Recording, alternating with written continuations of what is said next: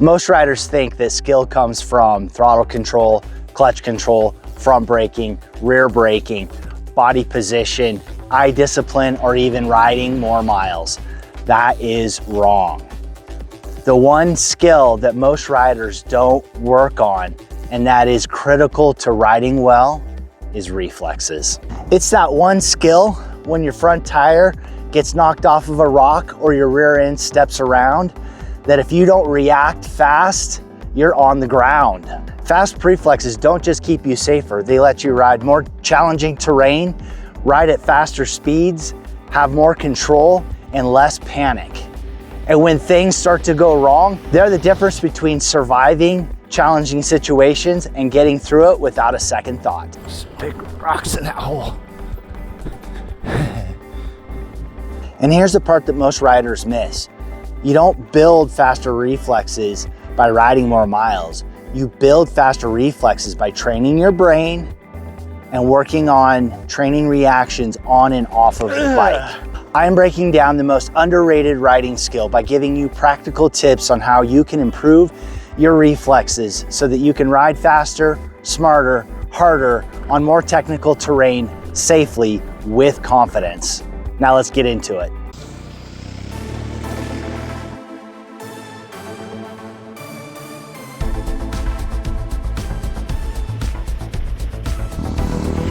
Hey, how's it going? Welcome to my channel. This is a little bit more challenging of a video putting together, but it is something I've been thinking about a lot, and I want to share with you all some tips and ways to be better riders and safer riders. I'm never going to tell you how to ride the bike, but I do have a great way to make you better on the bike. And think about this, every time a crash occurs, it's usually because the rider was too slow in reacting to those conditions. If you think about what reflexes are, it is the sensory inputs that your body, your brain takes in, and the way it processes those, and then strategically determines what your body is going to do, your eye-hand coordination, your eye-foot coordination, your body position on the bike, and how you react to that. So, with that being said, this hopefully will be a video for you to take bits and pieces out of it, even maybe everything I recommend to become a better rider, a smarter rider, a safer rider on your bike. So let's get into it, starting by the platform, which is your brain. Your brain is the essential thing that we have to hone and get operating at its maximum potential. Let's take a look at some ways to do that. I take brain health and cognitive function very seriously. I know my diet is deficient in a couple of areas. No matter how clean I try to eat, I'm human, I make mistakes, but I have to add some things in. I do not eat fish on a regular basis, so I have had to supplement with fish oil pills, DHA, omega-3s, because of how important these fatty acids are for function of the brain and making sure it has all the building blocks necessary to function and work properly. I also take magnesium because of all of the functions that magnesium is a part of in the body, to include the brain function, the way the brain operates. I want to make sure that it has a sufficient amount of magnesium for proper operation. And then creatine. Creatine is extremely important. There is a ton of research out there. Creatine is one of the most researched supplements out there. It's not just for bodybuilders.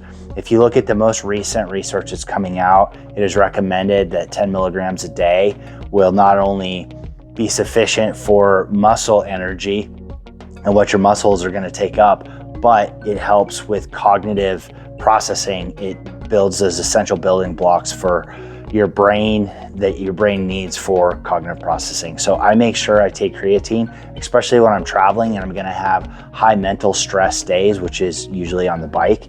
I wanna make sure that my brain has everything it needs in order to function at its highest level. Now, before you take any supplements, don't listen to me, talk to your doctor, do your own independent research. I'm just telling you what I do because like I said, I take my brain health very seriously, and I want to make sure that my cognitive processing, that those reflexes that I'm looking for are going to operate at the highest possible level for me. And that's why I take these supplements, because my diet is missing a few of these things. And the research on creatine is amazing and what it can do for the brain. So In order for me to be functioning at my highest level, I want to make sure that my body has all the building blocks for that. Paddle and racket sports is the best way to improve your reflexes. There's so much going on, not just for eye-hand coordination, but cognitive work that goes on in your brain. And how that relates to motorcycles is, let's look at what happens when you're playing a paddle or racket sport.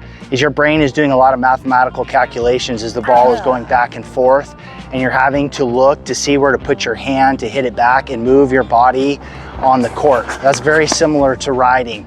You're processing everything that's going on the trail, moving your body on the bike, changing gears, adjusting the clutch, and all those things are happening really, really fast. Well, playing sports like this, where everything happens in milliseconds, that improves how fast your brain is going to function and process everything. And you can immediately take that out onto the trail. So as I'm looking and figuring out where the ball needs to go, I'm also strategizing where I want to hit it. That's the same thing as you're looking at a line while you're riding, as you are strategizing which way to go, left or right, as things happen very, very quickly. So the number one thing that I think you can do to improve your reflexes is pick up a paddle or a racket and get out and play. And the other bonus is it's a very social activity, and we all need more in-person social activities. God dang it. Urgh. Video games can be a great way to improve reflexes. Fast-paced video games like first-person shooters and sports games can actually improve your reflexes because they train the same neural pathways in our brain that we use as riders when we're riding fast on a motorcycle. In these games, your brain is consistently processing movement, speed, and threats. You're forced to identify what matters and ignore what doesn't, fast.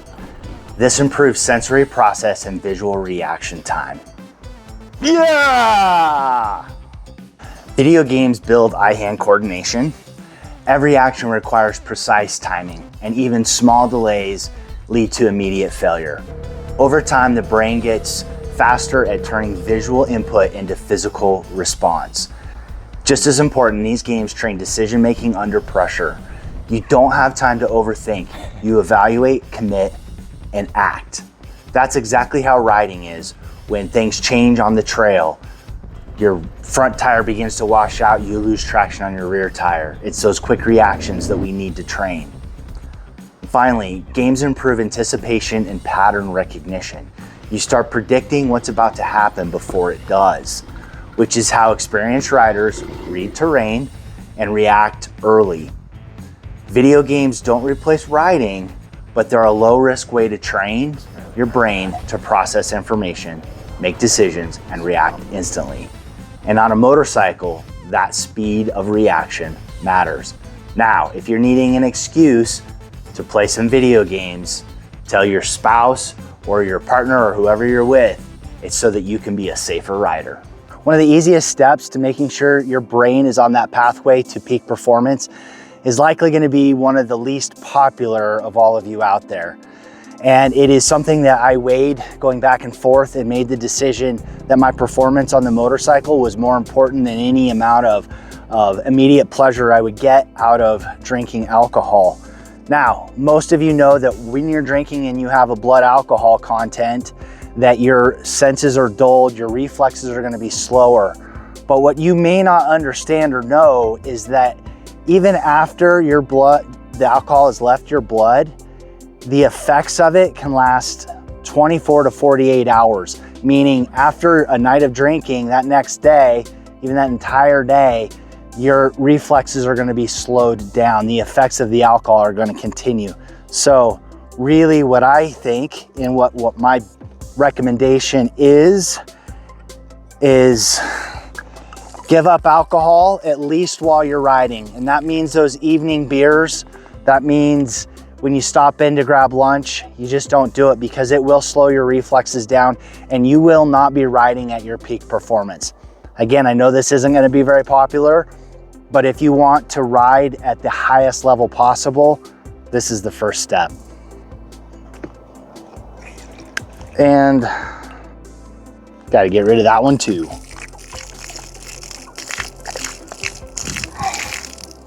Sleep is a non-negotiable.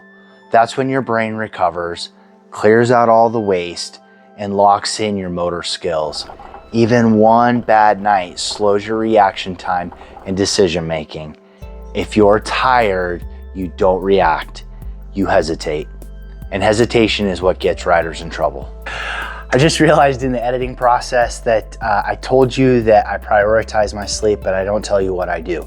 The number one thing I do is I try to be in bed at 10 o'clock every single night. No matter what I have going on, it's always 10 o'clock. And then I also get up at 6 a.m. every morning, so I'm getting at 8 hours of sleep.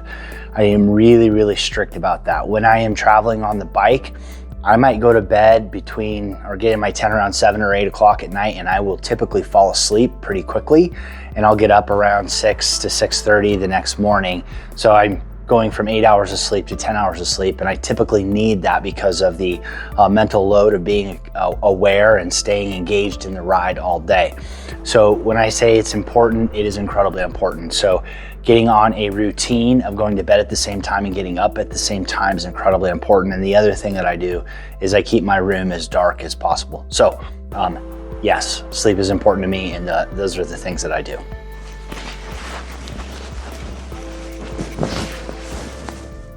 All right, those are some of the best tips that I have and things that you can do to be a better rider, to improve your reflexes. Now, there's a lot of activities out there that will also improve your reflexes. I think mountain biking is probably one of the best ways to do that, because a lot of the things you do on a mountain bike translate to being on a bike, and riding a mountain bike, things happen very, very fast.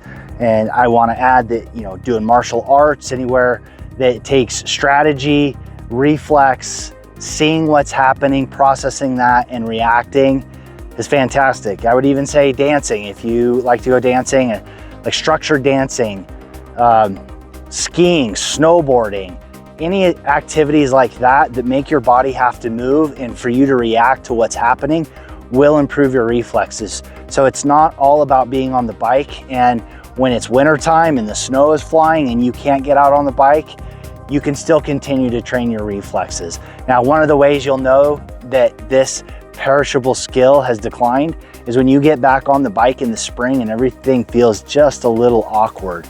That is a sign that your reflexes have diminished over that period of time. When you get on the bike and everything feels like you just got off of it and you're off and running, well, that means that you've been able to do what it takes to keep your reflexes high. So let me know what you think. Let me know what steps you're going to take in order to be a better rider by improving your reflexes. Or what do you do now that improves your reflexes? Let me know that in the comments below. This has been a very ambitious video to do. It's a bit more challenging to do something like this because of the technical aspects of reflexes and explaining it in a way that makes sense. So hopefully you got something out of this. I really appreciate it if you made it to the end. Remember, you can always make more money, but you cannot make more time. So improve those reflexes and go demonstrate how much more you can do riding. Thanks for watching. Get out, do some riding, ride safe, and I will see you out there. Ah.